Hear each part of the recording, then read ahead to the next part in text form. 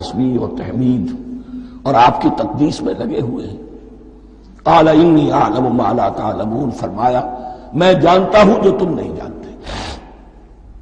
اب یہاں سوال پیدا ہوتا ہے کہ فرشتوں کو یہ گمان کیسے ہوا، یہ خیال کیسے ہوا؟ دو رائے ہیں اس میں۔ ایک تو یہ کہ انسان کی تخلیق سے پہلے اس دنیا میں جنات تھے اور انہیں بھی کچھ اللہ نے تھوڑا سا اختیار دیا تھا اور انہوں نے یہاں فساد مچایا۔ انہی پر قیاس کرتے ہوئے فرشتوں نے سمجھا کہ انسان بھی پھر زمین میں فساد مچائے گا، خونریزی کرے گا۔ ایک دوسری اصولی بات یہ کہی گئی ہے کہ خلافت کا لفظ جب استعمال ہوا تو اس کے معنی ہے کہ کوئی نہ کوئی اختیار بھی ملے گا۔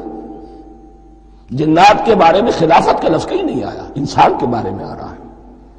خلیفہ بالکل بے اختیار نہیں ہوتا، جیسا کہ میں نے عرض کیا جہاں واضح حکم ہے تو اس کی تو تنفیذ، یہاں نہیں ہے وہاں اپنی رائے سے جتنا بھی بہتر سے بہتر سوچ سکتا ہو انسان رائے قائم کرے۔ یہ اختیار جو ہے ظاہر بات ہے جہاں اختیار ہوگا صحیح استعمال ہونے کا بھی امکان ہے، غلط استعمال ہونے کا بھی امکان ہے۔ اختیار تو بلکہ یہ کہ آپ کا پولیٹیکل سائنس کا تو ایکسیم یہ ہے authority turns to corrupt and absolute authority corrupts absolutely۔ تو ٹینڈنسی کرپشن کی ہوتی ہے اختیار کے اندر۔ اس بنا پر انہوں نے قیاس کیا کہ اس میں فساد ہوگا، خونریزی ہوگی۔ اللہ تعالیٰ نے فرمایا اپنی حکمتوں سے میں خود واقف ہوں، میں کیوں بنا رہا ہوں یہ میں جانتا ہوں، تم نہیں جانتے۔ وَعَلَّمَ آدَمَ الْأَسْمَاءَ كُلَّهَا، اور اللہ نے سکھا دیے آدم کو تمام کے تمام نام۔ اب اس میں بھی ایک رائے تو یہ ہے، بلکہ اس میں تقریباً اجماع ہے مفسرین کا، کہ اس سے مراد ہے تمام اشیاء کے نام، اور تمام اشیاء کے نام سے مراد ہے ان کی حقیقت کا علم۔ ہیومن نالج جو ہے اگر آپ اس کا تجزیہ کریں گے تو وہ یہی ہے کہ انسان ایک چیز کو پہچانتا ہے، پھر اس کے لیے ایک نام رکھتا ہے یا کوئی ٹرم اس کے لیے قائم کرتا ہے۔ اس نام یا ٹرم اور اس کے حوالے سے، اصطلاح کے حوالے سے بہت سے حقائق کو اپنے ذہن کے اندر محفوظ کرتا ہے۔ تو گویا کہ ان علمہ آدم الاسماء کلہا تمام نام سکھا دیے کل مادی کائنات کے اندر جو کچھ وجود میں آنے والا تھا، ان سب کی حقیقت سے پوٹینشلی حضرت آدم کو آگاہ کر دیا۔ یہ پوٹینشل علم ہے، ہیومن نالج، جو ایکوائرڈ نالج ہے، جو انسان کو سم اور بسم اور اپنے اس دماغ کے کمپیوٹر کے ذریعے سے حاصل ہوتا ہے۔ ایک ہے ریویلڈ نالج جو اللہ وحی کے ذریعے سے بھیجتا ہے، ایک ہے ایکوائرڈ نالج، انسان خود علم حاصل کرتا ہے۔ اس نے آنکھوں سے دیکھا، کان سے سنا، نتیجہ نکالا اور اس کمپیوٹر نے اس کو پروسیس کیا، اس نتیجے کو کہیں میموری کے اندر سٹور کر لیا۔ یہ کمپیوٹر ہے بہت بڑا۔ پھر کچھ اور دیکھا، کچھ اور سنا، کچھ چھو کر معلوم ہوا، کچھ چکھ کر معلوم ہوا، کچھ سونگھ کر معلوم ہوا، کوئی اور نتیجہ نکلا، اسے وہ پاس میموری کے ساتھ اس کو ٹیلی کیا اور نتیجہ نکالا۔ اس طرح رفتہ رفتہ ان السمع والبصر والفؤاد کل اولئک کان عنہ مسئولا، یہ ایکوائرڈ نالج تین چیزوں سے انسان کو حاصل ہو رہا ہے، سماعت، بصارت اور یہ عقل، جو فائدہ اخذ کرتی ہے، جو اس کو پروسیس کرتی ہے، اس تمام جو سینس ڈیٹا اس کو مہیا ہوتا ہے سینس آرگنز کے ذریعے سے۔ یہ علم ہے جو پوٹینشلی حضرت آدم کو دے دیا گیا۔ اس کی ایکسفولیشن ہو رہی ہے، اب درجہ بدرجہ وہ علم پھیل رہا ہے، بڑھ رہا ہے، اور بڑھتے بڑھتے کہاں تک پہنچے گا ہم کچھ نہیں کہہ سکتے۔ کہاں سے کہاں پہنچ گیا انسان۔ اس نصف صدی کے اندر علم انسانی میں جو ایکسپلوژن ہوا ہے، میں اور آپ اس کا تصور تک نہیں کر سکتے۔ اکثر بڑے بڑے جو سائنسدان ہیں انہیں تصور نہیں ہے، اس لیے کہ ایک شخص اپنی لائن فزکس کے بارے میں جانتا ہے کیا کچھ ہو گیا، یا فزکس کی بھی کسی شاخ کے بارے میں جانتا ہے، باقی دوسری جو لائن ہے اسے کچھ پتہ نہیں۔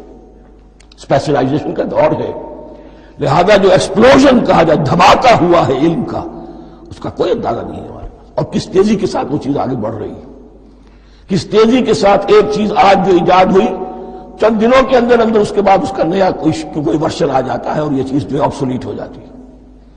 کمیونیکیشن کے اندر جو انقلاب عظیم برپا ہوا، تو آپ یہ سمجھیے کہ اقبال نے جو شعر کبھی کہا تھا کہ عروج آدم خاکی سے انجم سہنے جاتے ہیں کہ یہ ٹوٹا ہوا تارا مہ کامل نہ بن جائے. اور یہ مہ کامل بنے گا کب؟ جب دجال کی شکل اختیار کرے گا. دجال کون ہوگا؟ جو ان تمام قواعد طبیعہ کے اوپر قابو پا لے گا، جب چاہے گا جہاں چاہے گا بارش برسائے گا، رزق کے تمام خزانے اپنے ہاتھ میں لے لے گا، جو اس کے اوپر ایمان لائے گا اسی کو ملے گا، کسی اور کو نہیں ملے گا. اس کی آواز پوری دنیا میں سنائی دے گی.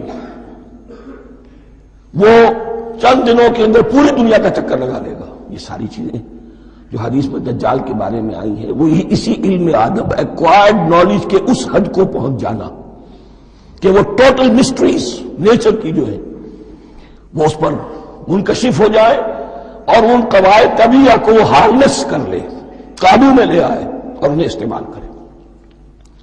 کبھی جب ہمارے کسی بہت 200-300ویں کوئی پیڑھی میں کوئی ہمارے جد امجد ہوں گے جنہوں نے کوئی چٹان دیکھی کہ گری، پتھر پر پتھر ٹکرایا تو آگ اس میں سے شعلہ نکلا، اس کا یہ مشاہدہ کافی ہو گیا آگ پیدا کرنے کے لیے.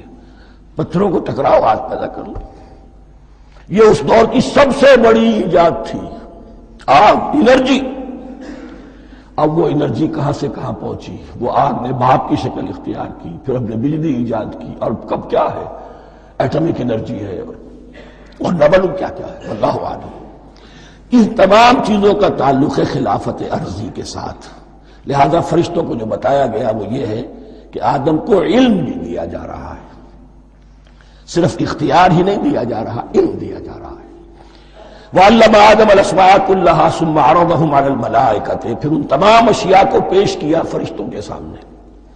فَقَالَ أَنبِئُونِي بِأَسْمَاءِ هَؤُلَاءِ، اور فرمایا کہ مجھے بتاؤ ان چیزوں کے نام، ان کنتم صادقین، اگر تم سچے ہو. قالوا سبحانک لا علم لنا الا ما علمتنا، انہوں نے کہا پروردگار تو پاک ہے ہر نقص سے، ہر عیب سے، ہر ذوف سے، ہر احتیاج سے، مبرہ ہے، منزہ ہے، اعلیٰ ہے، عرفہ ہے. لا علم لنا الا ما علمتنا، ہمیں کوئی علم حاصل نہیں سوائے اس کے جو تو نے ہمیں سکھا دیا ہے. اس کی تعبیر یہی بہتر معلوم ہوتی ہے کہ ملائکہ کی حیثیت در حقیقت اس کائناتی جو حکومت ہے اللہ کی، آفاقی حکومت، اس کے کارندوں کی ہے یا اس کے سول سرونٹس ہیں. تو ہر ایک کو صرف اس کے شعبے کے متعلق علم دیا گیا ہے، علم جامع نہیں ہے. تمام چیزوں کا علم یہ معلوم کرنے کی استعداد ان کے پاس نہیں ہے. کوئی فرشتہ فرض کیجئے بارش کے اوپر مامور ہے، کوئی پہاڑوں پر مامور ہے، جس کا ذکر سیرت میں آتا ہے کہ جب طائف میں حضور پر پتھراؤ ہوا ہے تو اس کے بعد ایک فرشتہ حاضر ہوا ہے کہ میں ملک الجبال ہوں، اللہ نے مجھے پہاڑوں پر مامور کیا ہوا ہے.